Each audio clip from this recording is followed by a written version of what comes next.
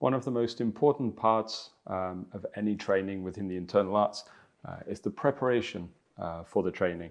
It's kind of like setting the scene within your body before you do the practice. So the preparation serves as the foundation for the results that you're trying to achieve. And I think that's important to understand, because I've seen sometimes people fall foul of trying to engage in a practice before they're ready, before the foundations are there. And obviously what that does is tend to put a glass ceiling on the results as much as anything else. So the preparation for the microcosmic orbit is very, very important.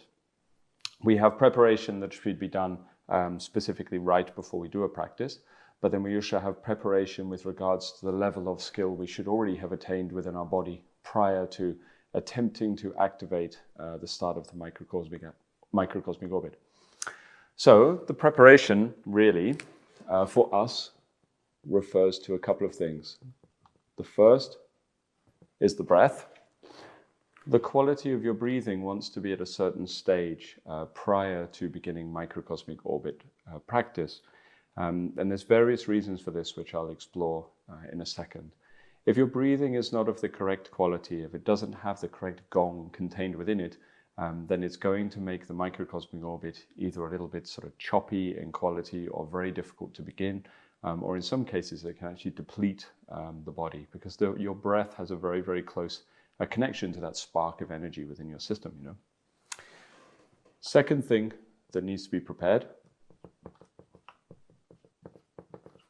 is the quality of the dantian, the lower elixir field that anybody who encounters qigong practice or alchemy practice or neigong practice will understand that the neigong, this lower battery, referring to the dantian that sits down in the bottom of the abdomen, this dantian, this lower battery needs to be built to a certain extent in order for the microcosmic orbit to be a sensible practice.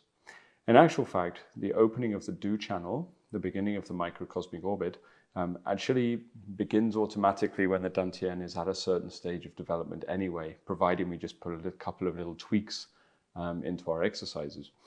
So what I want to do is explore a little bit about what we need with regards to your breath and the dantian in order for the body to be ready for this practice. So first of all, let's just look at the breath, look at the nature of the breathing. So your breathing does all of the obvious things you would imagine. So we can talk about, needing enough of oxygen within the body, the balance of O2 and CO2 and things like this and what have you. But on top of that, there is also the aspect to your breath that relates to the mind. So if the breath is very high within the body, that's normally, in the vast majority of cases, a reflection of what's going on with regards to the quality of your mind. Whereas the breath is anchored very, very low down within the body, then it means your foundation of the quality of your mind is normally at a good stage. It means your mind is very settled, very centered, which is essentially what you require to progress on with neigong training. The breathing also wants to be settled very low within the body so that you can effectively make the transition from abdominal to reverse abdominal breathing. And these two methods really are the core of how we start to convert the energy within the dantian and move it into the microcosmic orbit itself. Beyond that, there are also some alchemical aspects to the breathing that we have to understand as well. And these are the basis for many Neidan teachings. So first, more specifically, there is a classic called the Sun Tong, there's no I there. I'll chase it up. Classic called the, I can spell it properly for you, called the Sun Tong Qi, which is sometimes translated as the Triplex Unity Classic or something like this. Yeah? But this classical text is a very important alchemical text that anybody who studies anything like alchemy or the microcosmic orbit or neigong wants to be sort of fairly familiar with. It's one of the key classics. And within it, they discuss very much an important line called, and it says, know the white, but stick with the black. Know the white, but stick with the black, or know the white, but remain with the black, if you like. This is a line that's actually borrowed from the Tao Te Ching. And in the Tao Te Ching, it was referring to a slightly different concept. But what they do is they'll take a philosophical ideal from Taoism and then apply it to alchemy. Now, with regards to philosophy, what they're really referring to is something to do with your perception or the quality of mind or something like this. But with regards to alchemy, what they're doing is they're allowing this philosophical concept to be reflected in the body. So they will have an actual bodily or energetic process that matches this line, this philosophy, and this is what we need to understand. And know the white, but stick with the black is ultimately an instruction on the quality of your breathing, okay, the importance of your breathing. It is said that if you know the white, but stick with the black, then what will happen is you will be able to refine true lead from its source. Sometimes they say refine true lead from its ore, or sometimes refine true lead from native lead. It depends upon how it is translated, who is doing the translation. But ultimately what they're trying to do, the idea is to extract lead from its source, yeah. So these terms initially might seem a little confusing, but actually a lot of these are to do with instructions with how do you manage the inside of the body. Remember that internal alchemy terminology was often taken from external alchemy, where they were trying to use literal substances like lead and mercury, silver and gold within their practice. Internal alchemy used their terminology in order to explain certain concepts. Much of the teachings were hidden this way to make sure people didn't misuse the teachings or didn't have access to things they didn't have a right to, you know. So if we break this down, the white represents the element of metal within esoteric terminology and the way they translate colors across the elements. And especially in this case, what we're talking about is the energy of the lungs. So we need to understand or to know the quality of the breathing, to understand what state it is supposed to be at. Yeah. But we remain with, or rather we attach the breathing to black, which is the element of water, which is the kidneys. So what they're implying is that we have a very strong interaction that we're trying to set up between the lungs and the kidneys. Sometimes people have misunderstood the white and black to refer to yin and yang, but this would be more how we're discussing things on the level of mind, on the level of thought. But with regards to our chemical practice, it's the lungs and the kidneys. They are the reflection of this process within the body. We need to refine true lead, which basically is qi. So the reason they talk about qi being true lead is because lead is one of the ingredients that is used within external alchemy. It's not a very high level one. It's not like silver, it's not like gold, but it still needs purifying, it still needs refining. Yeah, and this qi is the ingredient that's going to be used within our chemical training. Yeah, so the qi is the true lead, it's the reflection of true lead. It's not as high as shen, it's not as high as the elixir, as the dan, but it is an important ingredient that we need to refine. Its source, sometimes called native lead or the ore, is the jing, or the essence. So we need to learn how to refine the essence into qi using the relationship of the lungs and the kidneys. And this is the basis for how we set up the breath and how we develop the quality of the breathing so that it is ready, not only for microcosmic orbit, but also for higher level alchemical training as well. Yeah. Qigong alone, the exercises, the movements maybe don't need this level of development, but anything deeper than relaxation exercise as well. Yeah. So we have a few correspondences that we want to understand within the body. The first of these is that the lung qi, or the lung's action, the quality of your breath, the functions carried out by the lungs, must be anchored to the kidneys. Anchored to the kidneys. So the idea is that the kidneys and the kidney energy sit around the base of the body. So I know they actually sit around your lower back underneath the sort of line of the rib cage, but energetically they also correspond to the lower dantian and the base of the body. This is known as the water element region because the strength of the kidneys governs this whole area, this band around here.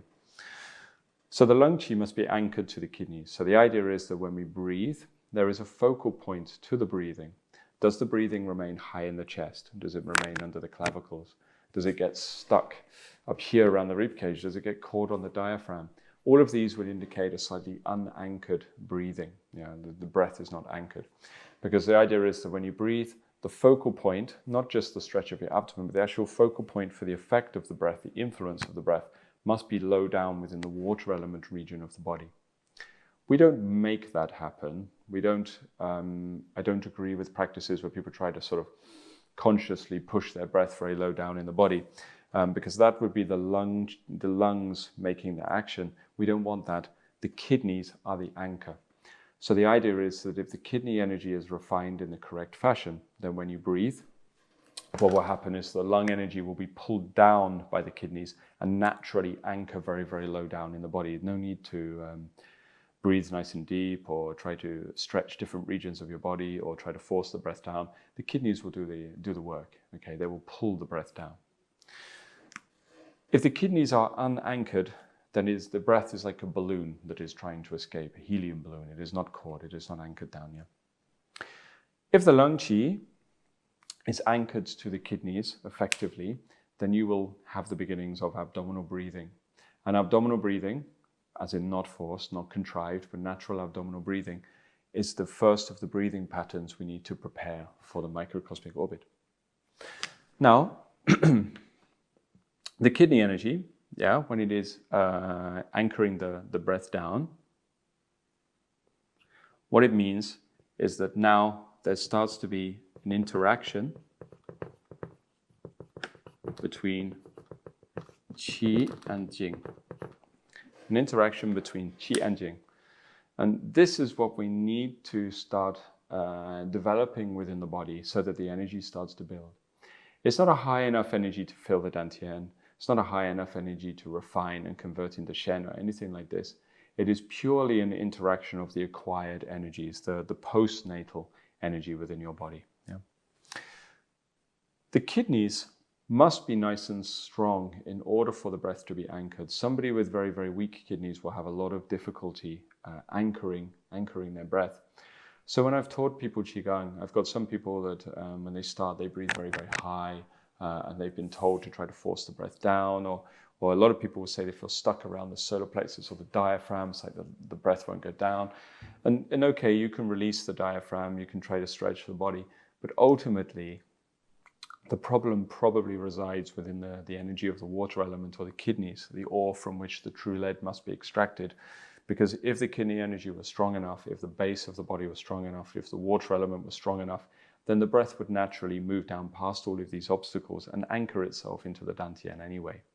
So the breathing can be manufactured or changed in a contrived fashion, but actually it's more efficient to try to understand the correspondences between metal and water within the body, and then the breath will change in the right way, in a more effective way.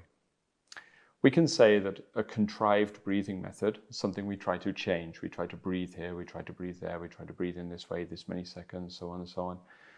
That is still just a method, a technique.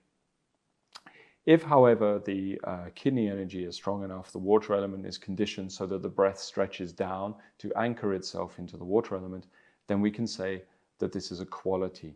And a quality is always better than a technique, better than a method. So if our body has the quality of correct breathing, then our foundations are good. Then we are ready to move on.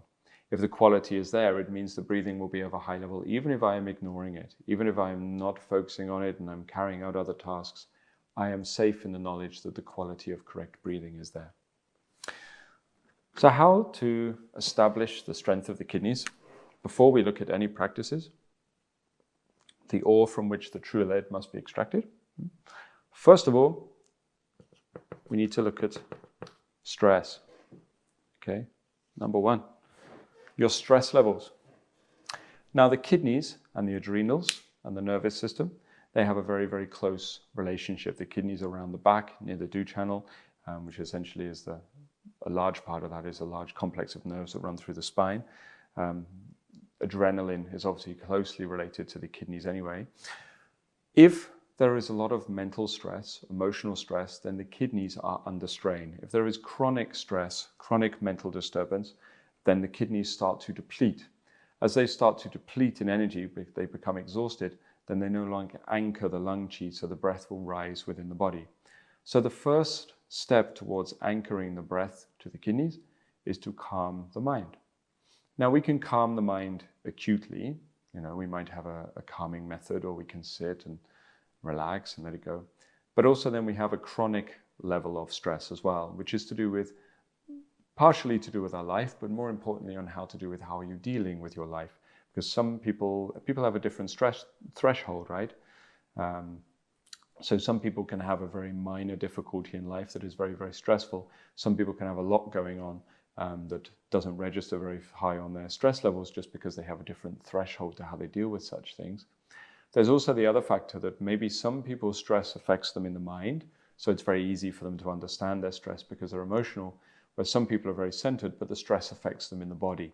So instead of affecting the mind, often it goes to the kidneys. When that happens, it means someone will be able to function for a long time, but then they'll start to get burnout after a while. Physical disease will arise. Often the back goes, the kidneys start to go, then they get tinnitus, and then their energy levels will just plummet. And this can be to do with stress levels depleting the kidneys, just too much fight or flight.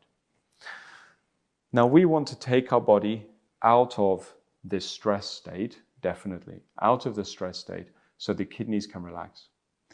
We want this for two purposes. One, so the kidneys will anchor the lung qi, as I've been discussing, so that everything is very, very settled down in the base of the body. And secondly, because the microcosmic orbit passes qi along the Du channel.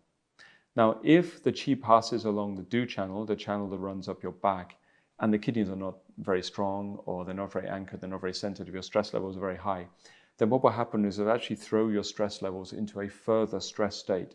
It would be like throwing petrol on the fire for your fight or flight mode, But if you're all very, very relaxed and the kidneys are very, very strong and the breath is very anchored, and then you open the microcosmic orbit, as the Du channel flows and the qi goes into the nerves, it's able to mobilize the body's energy without putting you into fight or flight. And that's very, very important. A lot of the people that have struggled with microcosmic orbit emotionally, essentially is because they've opened a channel that has a close relationship to the kidneys and the adrenals. So it started to give them sort of panic attacks, anxiety attacks, and things like that, just because it's putting them into a stressor state. And we wish to avoid that. And this is, again, why all these sort of foundation training comes in. The second aspect to strengthening the kidneys is to do with your physical exertion levels. So again, these are all just foundations of things to keep in mind while you're doing this kind of work. Now, the kidneys will get burnt up not just through stress, but also through physical stress of overwork as well. So you must have a good level of balance of rest and play within the body, if you like, rest and work. So if you are, an overachiever, a workaholic, or maybe just that's you, or maybe because of what's going on in your life, maybe you're establishing a new business or you're moving house or something, or, sometimes you have these periods where you have to do a lot. Maybe you've got new kids, who knows, all these different things, yeah. What will happen is obviously there's a lot more physical work required of you. During that period, your kidneys are going to be a little bit more stressed. The breath is going to be less rooted. What that means is if you're in one of those periods of your life, it's not the right time to begin trying the microcosmic orbit exercises. I don't think so. It would be better to simply try the exercises to do with consolidating the kidney energy and anchoring the breath. And probably that's enough for you at the moment. I think that you should wait for a calmer period of your life, a more settled one, where you've got more time and you can kind of get your work-rest balance to a correct level. Then is a good time to begin working on the microcosmic orbit. At the same time, if you don't have enough physical exertion, that can also deplete the kidneys. There needs to be some kind of stimulation for things to function. It's like if you don't use it, you lose it. Yeah. So if I don't work enough and there's not enough exercise, there's not enough movement, I'm just sat on the couch all day, maybe through choice, or maybe you've been sick, maybe you've been ill for a while and you've been rested up, for a few weeks or something. Your kidneys are going to be almost in a dormant state, not in a still state in a good way, but slightly dormant. So we need to kick them back into action. So you also need some physical activity. So it's all about healthy levels of understanding what is just right for you until the kidneys are in a good state. Third one. Okay? Sexual activity. Sexual activity needs to be regulated and balanced so it's at a right level. If you are somebody who is overly sexually stimulated, which can come in various forms, it can either be through intercourse or masturbation, or even mental stimulation through too much visual experience, so maybe pornography or graphic material like this. Any of those things, any of those parts of your life are going to stimulate the kidneys into action. What they actually do is they extract a certain substance, a form of yang energy from the jing, from the essence, that can be quite depleting. Now, there's, the body, if you're healthy, is able to do that. I'm not saying you need to be celibate at all. But that yang spark that's contained within the essence actually becomes very, very important for the microcosmic orbit. It's like we can extract that energy for sexual pleasure, sexual desire, or we can extract that energy for microcosmic orbit practice or cultivation. There is a choice between the two. Now, it is actually the yang spark contained within the jing that is the part of your essence that anchors the lung qi. And some people don't know that. They think it is purely just the kidneys or something, but it's not. It's actually the yang spark contained within the yin essence of the jing. So what that means is during overstimulation of sexual activity, either mentally or literally, then what will happen is the yang spark is being used for something else. It is moving into the stimulation, the erotic parts of your mind, those parts of your being connected to sexuality, instead of being used to anchor the breath. So after long periods of staying within that state, the breath will start to rise high up within the body and the anchor is gone. So this can affect your foundation as well.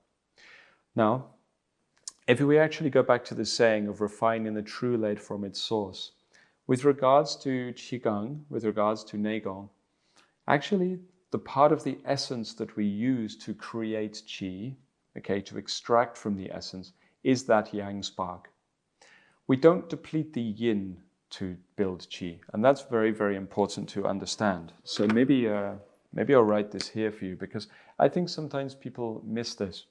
If you have your jing, this is your essence, okay? This is the fuel within the oil lamp, okay? The energy bar on the video game character. When it's gone, you're dead. This is your essence. It contains two parts, yin and yang. The yin aspect of your essence actually goes on to form substances, functions, functional substances within the body. So yin, they say, is form, yang is action. So with regards to like the creation of fresh blood or reproduction of cells or generation of more tissues, growth of the body, any of these kind of things, it is normally the yin aspect of the jing that is doing this, that is creating that physical matter. The yin aspect of the jing is creating the cells. The yin aspect of the jing is creating the blood and so on and so on. So the natural functions that your body goes through is to do with the yin aspect of the jing within alchemy. That's the form, the substance aspect of it. It is the yin aspect that is supposed to contain the blueprints for the length of your life. Okay, that is what is there. There is enough fuel there for you to live out your existence. The yang aspect of the jing is more to do with functional activities of the body rather than form. So the yang aspect of it, the spark contained within the yin, that little yang seed within the jing, symbolized by this symbol. This is the kanhua, known as water, within the I Ching. And the two broken lines represent the yin aspect of jing, and the yang solid line represents the yang spark of your essence, of your jing. Now, the yang spark of your essence is what starts to warm the body, or to make the Ming fire kick into action, okay, the fire around the back of your kidneys. It's the part of your essence that governs the movement and mobilization of qi and the actions of qi within the body. Now, we wish to use that spark and extract it within the body to create a very efficient energy source that we can use for our practice. Yeah, the true lead that they are referring to is actually the qi that is created from the yang spark of the jing. That is the true lead. So the or of the Jing is the yin lines within this symbol. So the idea is, if I put this in red, that we wish to extract the true lead, this pure yang, from the or of the Jing, from the unrefined aspect of the lead, if you like. Yeah, this is what we're trying to do. There are various ways this takes place. There are various processes in it, but the first way, the most basic way, the basic way that doesn't involve any major alchemical tools, no firing up of cauldrons and furnaces or anything like this, like you read about, is to do with anchoring the breath correctly into the kidneys. Because as the white starts to remain with the black, as the lungs start to interact with the kidneys, then the true lead will be extracted from its source. Now that all sounds easy enough, right?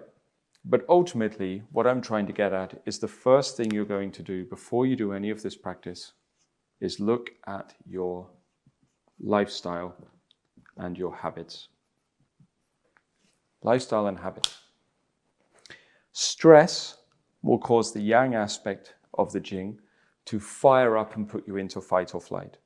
It gives you a kind of false kind of energy, an energy based on adrenaline, but not actually an energy based on that yang aspect of Jing being converted into qi. Overly engaging in physical exertion depletes the yang, and overactivity with sexual activity, over-engaging in sexual activity, also depletes the yang. Now, one of the main reasons that this can then become a problem is because yin will, I'm going to put this here on the board, convert into yang. Yin will convert into yang. And this really is the root of how the essence starts to deplete. That's one of the rules of yin and yang, that they can be interchangeable from one to another. One source can transform to another source.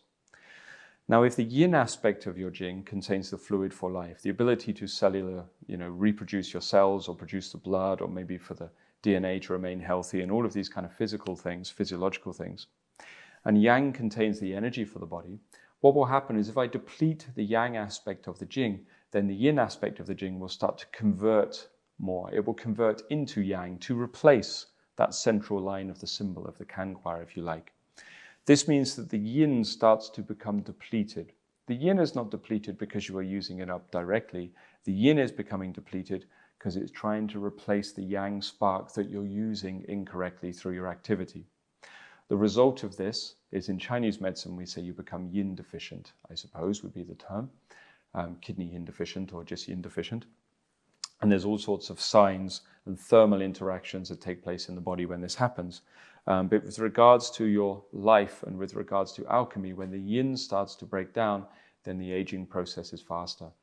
On top of this, the breath is not anchored quite so well, because the yang that is created from the yin spark is never going to be quite so good as it could be. It's like a, counterfeit yang, if you like, when the yin converts into it. It's not quite right. It's not the true spark. It's not the essence that we require, which is called Jinghua, or the flower, the cream of the crop of the Jing. Yeah, this is what we require. So in order to prepare for this means we have to do several things. One, we have to de-stress the body and de-stress the mind. Two, we have to understand the correct level of physical exertion, not exerting ourselves too much, but also doing some exercise. Three, regulating the sexual activity. And this includes not only intercourse or masturbation, but also mental stimulation on that level as well, because that yang spark also moves into action when that happens too. It actually causes a ministerial fire, if you know what that is, to blaze up within the body to affect the heart, which again uproots the breath away from the kidneys, which is why when people want the sort of esoteric understanding of why when people are aroused mentally, okay, they've been stimulated, the breathing gets faster, the heart rate gets higher, because the breath is moving up into this area of the chest, the yang qi is already in movement. So we need to refine the quality of the mind at the same time. Then once we have our lifestyle and habits in place, then we need to work with our breathing to cause the breath to be anchored into the kidneys correctly. That's our first step. And the first exercise that I want to show you is very simply how to get the mind and the breath to the correct state for our practice. Once we've done that, then the next stage will be to begin looking at the Dantian and what this actually means. But please do not neglect the quality of the breath, because it is vitally important to all of these practices. It's not that we need a clever technique just yet, or any kind of breath retentions, or breathing for certain times, or moving certain muscles in the body. It's not that. It's just that the general quality of the breath must adhere to these principles from alchemy to make sure that your breathing is nice and healthy, and that you're actually making the kidneys and the lungs relate to each other in the correct fashion. Yeah. Let's look at that.